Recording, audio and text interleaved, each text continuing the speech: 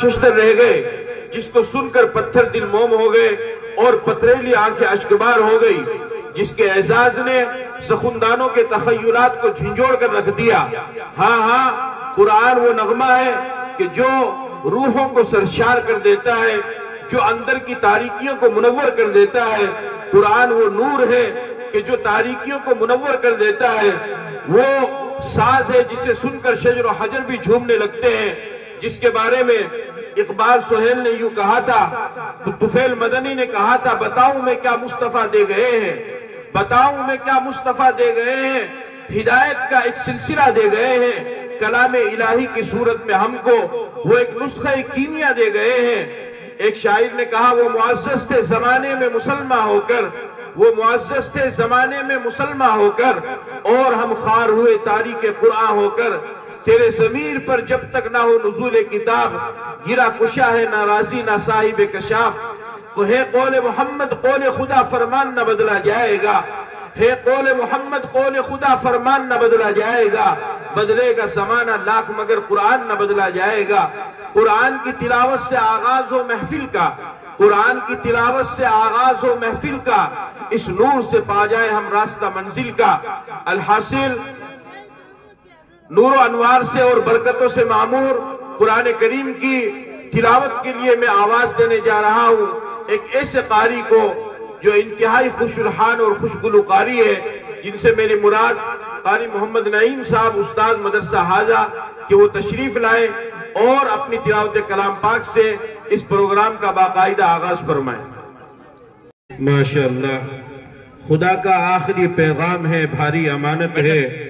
خدا کا آخری پیغام ہے بھاری امانت ہے، اٹھانے سے جسے مجبور و عاجز ساری خلقت ہے۔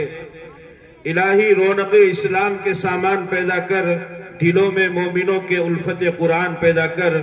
وہی خیر امت ہے جو اسے پڑھتے پڑھاتے ہیں، وہی خیر امت ہے جو اسے پڑھتے پڑھاتے ہیں، تلاوت ہی پہ قرآن کی 1000 اجرت پاتے ہیں۔ یہ تھے قاری نعیم صاحب استاد مدرسہ حاجہ جو آپ کے سامنے تلاوت پیش کر رہے تھے۔ قاری صاحب کو ایک صاحب خیر کی طرف سے 500 روپے بطور تحفہ پیش کیے گئے ہیں،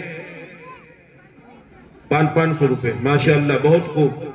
عزیزان گرامی، خالق کائنات کے بعد اگر کوئی ذات سب سے زیادہ قابل ستائش و لائق توصیف ہے تو وہ ذات ہے جس کے چشمہ حیات سے گلشن انسانیت نے زندگی پائی۔ گیتی ہستی نے کفر و شرک جیسے خطرناک طوفانوں سے چھٹکارا پایا۔ سینکڑوں سجدہ گاہوں پر ٹکنے والی پیشانیوں نے ایک معبود حقیقی کی بارگاہ میں سجدہ ہونے کا ڈھنگ سیکھا۔ اس سے میری مراد مدنی تاجدار، آقائے نامدار، شہنشاہ ذی وقار، گلشن ہستی کے اولین فصل بہار، اللہ کے رازدار، سید ابرار و اخیار، ہم غریبوں کے غمگسار، ساقی کوثر، شافی محشر، محبوب رب اکبر، انیس الغریبیین، رحمت للعالمین، راحت العاشقین، جان عالمین، خاتم النبیین، شمس العارفین، سراج السالکین، مصباح المقربین، مراد المشتاقین، طه و یاسین، شفیع المذنبین، محب الفقراء والغرباء والمساکین، صاحب قاب قوسین، نبی الحرمین،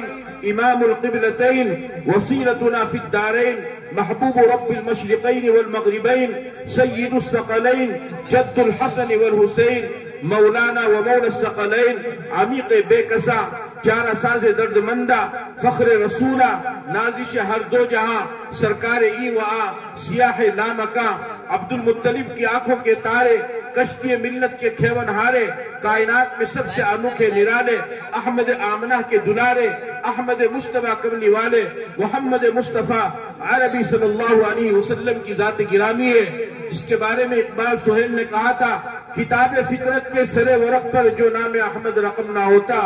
کتاب فطرت کے سرے ورق پر جو نام احمد رقم نہ ہوتا، تو نقش ہستی ابھر نہ سکتا، وجود لوح و قلم نہ ہوتا، زمین نہ ہوتی فلک نہ ہوتا، عرب نہ ہوتا عجم نہ ہوتا، زمین نہ ہوتی فلک نہ ہوتا، عرب نہ ہوتا عجم نہ ہوتا،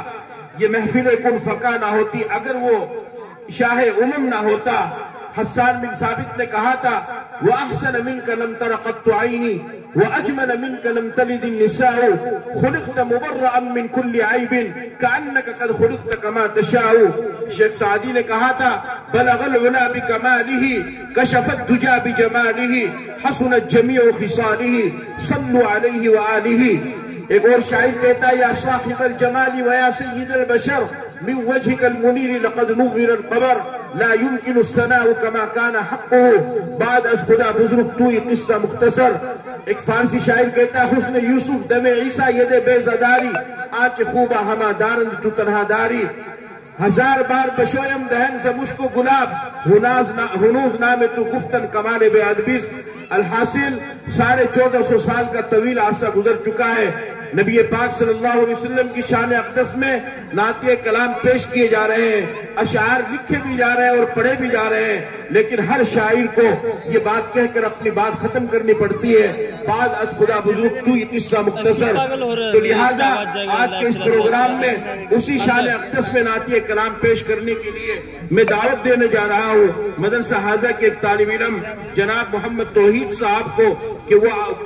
وہ تشریف لائیں اور نعتِ کلام پاک پیش کریں. اس شعر کے ساتھ کرو ذکر طیبہ مزہ آ رہا ہے, کرو ذکر طیبہ مزہ آ رہا ہے, فیض العلوم کا یہ جلسہ ہے مزہ آ رہا ہے, پڑھ اس طرح جھوم کر نعت شاعر کہے بچہ بچہ مزہ آ رہا ہے. جناب محمد توحید صاحب. سامعین محترم, آپ حضرات الحمدللہ اول سے ہی اسی طریقے کے ساتھ بچوں کے اور بچیوں کے پروگرام کو سماعت کر رہے تھے. آپ حضرات نے باقاعدہ اپنی آنکھوں سے دیکھا اور اپنے کانوں سے بچوں کے پروگرام کو سنا. بچوں نے جو پروگرام آپ کے سامنے پیش کیا ہے یہ کوئی ایسا نہیں ہے کہ یوں ہی کوئی جادو کی چھڑی پھیری گئی اور بچوں نے تیاری کر لی اور بچوں نے آپ کے سامنے پروگرام پیش کر دیا. ایسا بالکل نہیں ہے, بلکہ اس کے اوپر محنت لگی ہے اور بہت زیادہ محنت لگی ہے. 10, 15, 20 آدمیوں کے سامنے قرآن و حدیث کی روشنی میں دین کی بات پیش کرنا یا قرآن کی آیات کی تلاوت کرنا یا نعتِ کلام پیش کرنا یہ کوئی معمولی بات نہیں, بلکہ اس کے لیے بہت محنت کرنی پڑتی ہے اور یہ بہت ہمت کی بات ہے. اور ان طلباء کرام نے اگر آج آپ کے سامنے پروگرام پیش کیا ہے تو آپ ان کے اساتذہ سے جا کر کے پوچھئے کہ انہوں نے کس طریقے سے رات دن ایک کر کے مکمل جد و جہد کر کے انہوں نے ان بچوں کو تیار کیا کہ وہ بچے آج آپ کے سامنے بیان کرنے کے اور پروگرام پیش کرنے کے قابل ہوئے. لہذا ہمارا یہ فرض بنتا ہے کہ ہم جہاں پر ان پروگرام پیش کرنے والے بچوں کی حوصلہ افزائی کریں, وہیں پر ان بچوں کو تیار کرنے والے جو اساتذہ کرام ہیں, جو معلمین ہیں, جنہوں نے ان کے اوپر محنت کی ہے, ہم ان کی بھی حوصلہ افزائی کریں. ہمارا عام طور پر یہ معمول بن گیا ہے کہ ہم پروگرام پیش کرنے والے بچوں کی تو حوصلہ افزائی کرتے ہیں, لیکن جن اساتذہ نے ان کو تیار کیا ہے ان کو ہم بالکل بھول جاتے ہیں. میں ایک شعر کے ساتھ آپ کو یہ بات سمجھاتا ہوں کہ ساری زندگی بوجھ اٹھایا ایک کیل نے, ساری زندگی بوجھ اٹھایا ایک کیل نے, اور لوگ تعریف تصویر کی کرتے رہے کہ بہت خوبصورت ہے. تصویر لٹکی رہتی ہے, لوگ اس کی تعریف کرتے ہیں, لیکن یہ تو دیکھو کہ اس تصویر کا بوجھ کس نے اٹھایا ہے. اس تصویر کا بوجھ اس کیل نے اٹھایا ہے. اگر وہ کیل اس کے بوجھ کو نہ اٹھائے تو تصویر کی کوئی حیثیت باقی نہیں رہے گی. اسی طریقے سے جن بچوں نے آپ کے سامنے پروگرام پیش کیا ہے, اگر ان کے اساتذہ کی محنت شامل حال نہ رہے تو ان بچوں کے پروگرام کی بھی کوئی حیثیت باقی نہیں رہے گی. اس وجہ سے ہم اپنا یہ معمول بنائیں اور اپنا یہ مزاج بنائیں کہ جہاں پر ہم پروگرام پیش کرنے والے طلبہ و طالبات کی حوصلہ افزائی کرتے ہیں وہیں پر ہم ان کے اساتذہ کا بھی خیال رکھیں. اور اسی طریقے سے آپ کا یہ ادارہ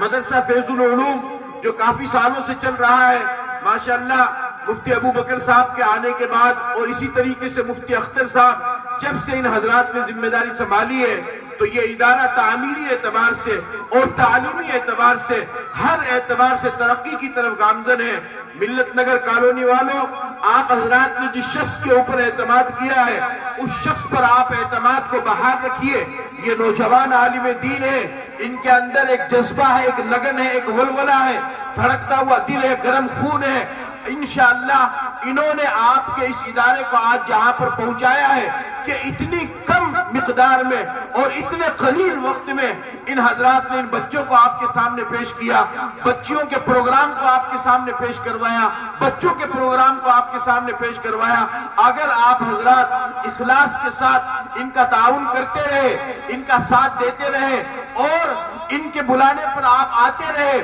ان کی دعوت کو قبول کرتے رہے اور آپ نے اپنا ہمہ جہتی تعاون ان کے ساتھ پیش کیا، تو آج آپ کا یہ ادارہ فیض العلوم جہاں پر موجود ہے انشاءاللہ یہ اس سے بھی آگے ترقی کرے گا اور سیکر کی سرزمین پر بلکہ سیکر کی تاریخ میں یہ ایک تاریخی اور مثالی ادارہ بننے والا ہے۔ لیکن شرط یہ ہے کہ جس طریقے سے یہ حضرات خلوص و للہیت کے ساتھ اور مکمل جذبہ اور لگن کے ساتھ میں اس ادارے کو آگے کی طرف لے جانے کی کوشش کر رہے ہیں، ترقی کی طرف لے جانے کی کوشش کر رہے ہیں، وہیں پر آپ حضرات کی ذمہ داری ہے کہ آپ حضرات بھی ان حضرات کا تعاون کریں اور ان حضرات کا ساتھ دیں۔ مفتی ابو بکر کو میں بچپن سے جانتا ہوں، یہ بچپن سے میرے ساتھ میں پڑھے ہیں۔ اس شخص کے اندر بچپن سے ہی جذبہ ہے قوم کی فکر مندی کا اور قوم و ملت کا درد اس شخص کے اندر موجود ہے، قوم کی ہمدردی اس شخص کے اندر موجود ہے، آپ کے بچوں کے روشن مستقبل کی فکر اس شخص کے دل کے اندر موجود ہے۔ یہ شخص بار بار رابطہ کرتا ہے۔ اس شخص کو اللہ تعالیٰ نے جس بے پناہ صلاحیت سے نوازا ہے، میں کوئی مبالغہ آرائی کے لیے تعریف کے لیے نہیں کر رہا ہوں، بلکہ اس شخص نے جو محنت کی ہے اپنے کارکنان اور ذمہ داران اور اراکین کے ساتھ میں مل کر کے وہ پروگرام بچوں نے آپ کے سامنے پیش کیا اور مدرسے کو تعمیری اور تعلیمی ہر اعتبار سے اس نے آگے پہنچایا ہے۔ اب میں آپ حضرات سے درخواست کرتا ہوں کہ آپ اپنے ذمہ داروں کے اوپر اعتماد رکھیے، مکمل بھروسہ رکھیے اور ان کا ساتھ دیتے رہیے، تو آپ کا ارادہ، آپ کا ادارہ اور بھی اس سے آگے جائے گا انشاءاللہ۔ تو میں آپ حضرات سے معلوم کرنا چاہتا ہوں اور میں آپ حضرات سے پوچھنا چاہتا ہوں کہ آپ حضرات ساتھ دیں گے یا نہیں دیں گے؟ ہاتھ کھڑا کر کے بتائیں کہ ادارے کا ساتھ دیں گے یا نہیں دیں گے، اور جب بھی ضرورت پڑے گی آپ ادارے کے لیے تعاون پیش کریں گے یا نہیں کریں گے۔ اور اس سے زیادہ خوش نصیبی کی بات یہ ہے کہ الحمدللہ آپ کے اس محبوب ادارہ مدرسہ فیض العلوم سے ایک نہیں، دو نہیں، تین نہیں، بلکہ 9 طلبہ کرام نے حفظ قرآن کریم کی تکمیل کی ہے۔ 9 طلبہ کرام نے قرآن کریم کو مکمل حفظ کیا ہے۔ ایک حافظ قرآن کا اتنا بڑا مقام ہے کہ اللہ پاک قیامت کے دن اس سے کہیں گے اقرأ وارتقی ورتل کما کنت ترتل فی الدنیا فإن منزلتک عند آخری آیت تقرأها، کہ تو قرآن پڑھتا جا اور جہاں تو آخری آیت پر پہنچے گا وہی تیرا مقام ہوگا۔ حافظ قرآن کے مقام اور مرتبے کو اللہ نے نہیں بتایا، جہاں وہ پہنچے گا اسی مقام پر اللہ تعالیٰ اس کی منزل بنائیں گے اور اس کے مقام کو بنائیں گے۔ اور آپ نے ارشاد فرمایا من قرأ القرآن فاستظہرہ فاحل حلالہ وحرم حرامہ ادخلہ اللہ الجنة البتة وشفعہ فی عشرة من اہل بیتہ کلہم قد وجبت لہم النار۔ فرمایا جس نے قرآن کو پڑھا اس کے حلال کو حلال جانا، اس کے حرام کو حرام جانا، اللہ تعالیٰ اس کو جنت میں داخل فرمایا۔